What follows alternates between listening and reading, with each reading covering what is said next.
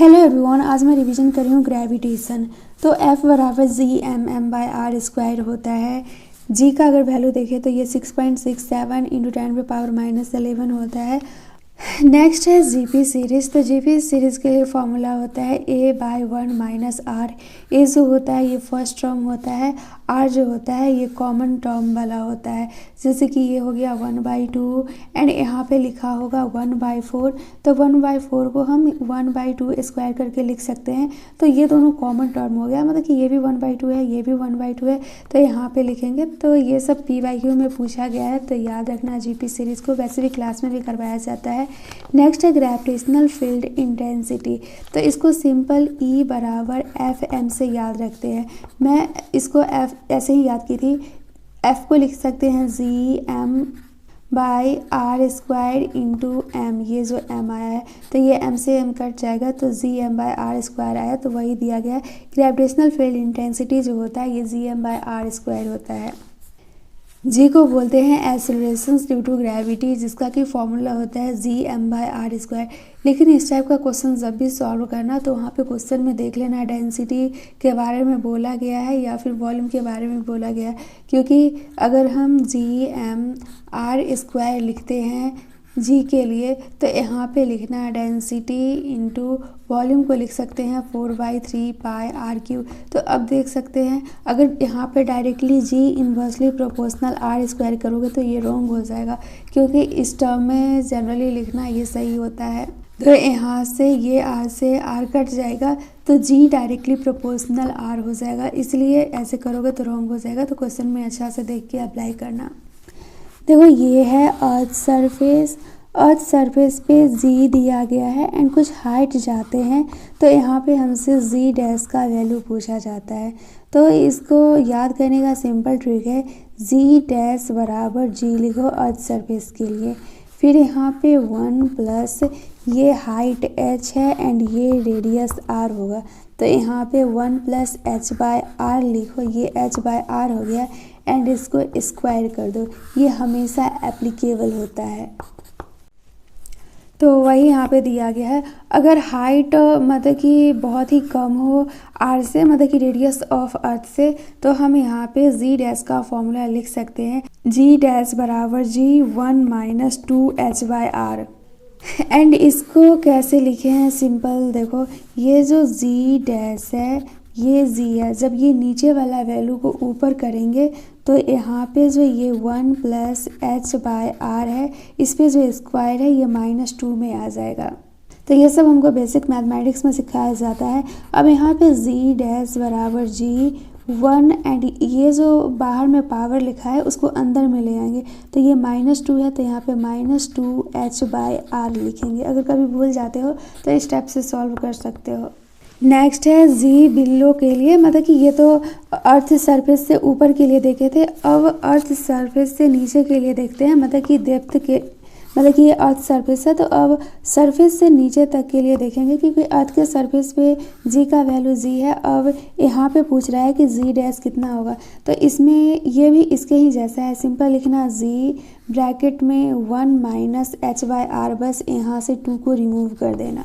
And अब जी dash below के लिए लिखे, तो ये जी डैश हो जाएगा बिलो एंड जी हो जाएगा सरफेस पे, एंड यहाँ पे से 2 को रिमूव कर देंगे, तो ये हो जाएगा 1 - h/r, बस h की जगह यहाँ पे d लिखेंगे।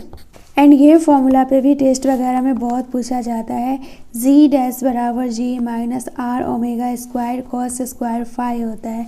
तो पोल्स के लिए फाई का वैल्यू जो होता है ये 90 डिग्री होता है।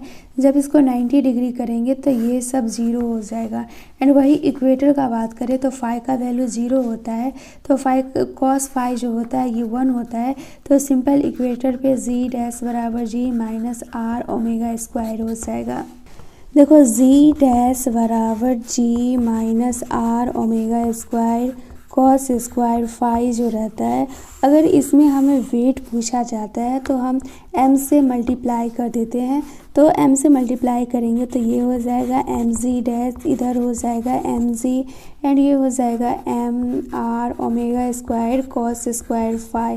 तो कभी कभी वेट भी पूछ लिया जाता है।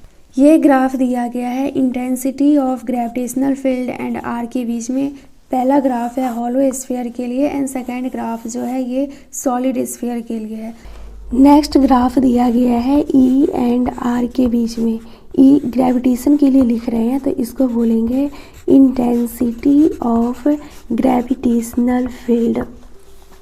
एंड ग्राफ हम किसके लिए देखते हैं, hollow sphere and solid sphere के लिए। तो देखो हॉलो स्फीयर में जो ई इनसाइड रहता है वो 0 रहता है एंड सरफेस का बात करें तो यहाँ पे हो जाएगा Gm/r² एंड यहाँ पे माइनस का साइन लगता है, याद रखना। एंड वही बात करें आउटसाइड के लिए तो आउटसाइड के लिए हो जाएगा -Gm/r²। आउटसाइड मतलब सरफेस के लिए हो गया कि r बराबर r हो जाएगा एंड आउटसाइड का मतलब हो गया कि r जो है वो बड़ा है r से। तो अब इसके लिए ग्राफ बनाएंगे तो सिंपल ये हो जाएगा E एंड ये हो जाएगा R। तो यहाँ पे ऐसे हॉलो स्फीयर बनाएंगे, यहाँ इनर साइड में तो 0 है, ये हो गया सरफेस के लिए एंड ये जो E inversely proportional to r² है तो यहाँ से ग्राफ ऐसे बन जाएगा एंड ये है सरफेस के लिए E inversely proportional to r। तो यहाँ पे देखो ये ग्राफ जो है ये उल्टा करके भी दिया जा सकता है, मतलब कि ऐसा करके ग्राफ नीचे से भी दिया जा सकता है क्योंकि यहाँ पे -E एंड r के बीच में है, सब में यहाँ पे भी देख सकते हैं -E एंड r के बीच में है तो इधर होता है -E, तो इसको उल्टा करके भी ग्राफ दिया जा सकता है।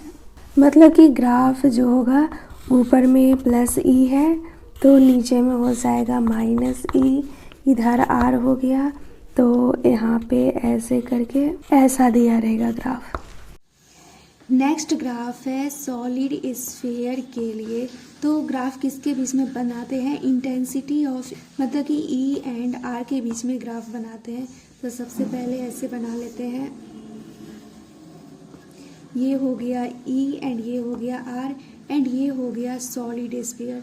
तो सॉलिड स्फीयर का सिंपल ग्राफ बनता है, ये जो हो गया R बराबर R हो गया तो यहाँ पे E इनसाइड जो होता है ये डायरेक्टली प्रोपोर्शनल R होता है एंड आउटसाइड जो होता है इनवर्सली प्रोपोर्शनल टू r² होता है। तो E इनसाइड लिखेंगे तो ये हो जाएगा -Gmr/r³ हो जाएगा। तो यहाँ पे E जो हो जाएगा ये डायरेक्टली प्रोपोर्शनल R हो जाएगा एंड E सरफेस पे सिंपल होता है -Gm/r² क्योंकि सरफेस पे r बराबर r होता है एंड E आउटसाइड के लिए देखें मतलब कि r ग्रेटर देन r के लिए देखेंगे तो ये हो जाएगा -Gm/r²।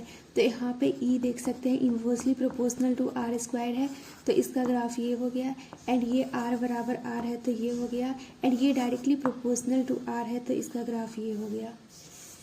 देखो ये ग्राफ जो अभी बना है ये पॉजिटिव E एंड R के बीच में बनाए हैं, ये E है एंड ये R है मतलब कि ये पॉजिटिव है। अगर वही निगेटिव E के बीच में बनाए मतलब कि यहाँ पे -E है एंड ये R है तो इस ग्राफ का उल्टा बन जाएगा, ये हो जाएगा E डायरेक्टली प्रोपोर्शनल R नीचे से शुरू होगा फिर ये सरफेस पे R बराबर R एंड ये E inversely proportional to r²। तो ये भी ग्राफ सही है, ये भी ग्राफ सही है, ये पॉजिटिव E के लिए बना है एंड ये निगेटिव E के लिए बना है, ऊपर में पॉजिटिव E रहता है। नेक्स्ट है ग्रेविटेशनल पोटेंशियल। तो ग्रेविटेशनल पोटेंशियल के लिए लिखे तो पोटेंशियल जो होता है चेंज इन पोटेंशियल वो W एक्सटर्नल बाय M होता है एंड ये जो डेल्टा V लेते हैं वो V फाइनल माइनस इनिशियल लेते हैं, वही W एक्सटर्नल जो लेते हैं वो इनिशियल टू फाइनल लेते हैं। तो ये सब क्वेश्चन सॉल्व करने में हेल्प करेगा तो याद रखना। पोटेंशियल को हम लिख सकते हैं -Gm/r, बस पोटेंशियल में स्क्वायर नहीं लगता है। एंड हॉलो स्फीयर के लिए ग्राफ देखे एंड ये ग्राफ जो देख रहे हैं ये पोटेंशियल के लिए देख रहे हैं। तो यहाँ पे ये मत समझ लेना कि V 0 है, V इनसाइड भी है एंड यहाँ सरफेस पे भी है, कांस्टेंट है। तो यहाँ तक का ग्राफ जो होगा वो कांस्टेंट होगा। जब R ग्रेटर देन R से होता है तो यहाँ पे V inversely proportional to R होता है तो ग्राफ जो हो जाएगा ये स्टेप से हो जाएगा क्योंकि V जो होता है ये -Gm/r होता है तो हो ना गया V inversely proportional to R। And वही सॉलिड स्फीयर के लिए पोटेंशियल का ग्राफ देखें तो ये थोड़ा अजीब टाइप का होता है, तो इसमें सिंपल याद रख लेना क्योंकि मैं इस पर टेस्ट वगैरह में क्वेश्चन देखी हूँ। अगर हम पोटेंशियल सेंटर में निकालते हैं सॉलिड स्फीयर के लिए तो वी सेंटर जो पोटेंशियल सेंटर जो लिखेंगे ये 3/2 सरफेस का होगा। एंड वही पोटेंशियल सॉलिड स्फीयर के इनसाइड के लिए लिखे तो वो हो जाएगा Gm/2r³ 3r² माइनस x²। तो इस फॉर्मूला पे भी टेस्ट वगैरह में पूछ लिया जाता है। देखो अब पोटेंशियल के लिए ग्राफ देखें तो अभी जस्ट हॉलो स्फीयर के लिए ग्राफ देखे थे, ये है हॉलो स्फीयर। तो अंदर में v जो रहता है ये कांस्टेंट रहता है, ये v एंड r के बीच का ग्राफ है। तो हम सिंपल कैसे करते हैं, पहले यहाँ से नीचे कर लेते हैं। तो ये r बराबर r के लिए होता है, तो v कांस्टेंट है इनसाइड भी, तो यहाँ पे ग्राफ जो बनेगा वो कांस्टेंट बनेगा। एंड वही जब r जो होता है ये ग्रेटर देन r होता है तो ग्राफ जो होता है ये -Gm/r होता है, मतलब कि यहाँ पे v जो है ये इन्वर्सली प्रोपोर्शनल टू r है। तो अब ये ग्राफ ऐसे हो जाएगा। एंड वही सॉलिड स्फीयर के लिए ग्राफ बनाए तो ये हो गया v एंड ये हो गया r, ये हो गया सॉलिड स्फीयर। तो यहाँ पे ग्राफ इस टाइप से बनता है।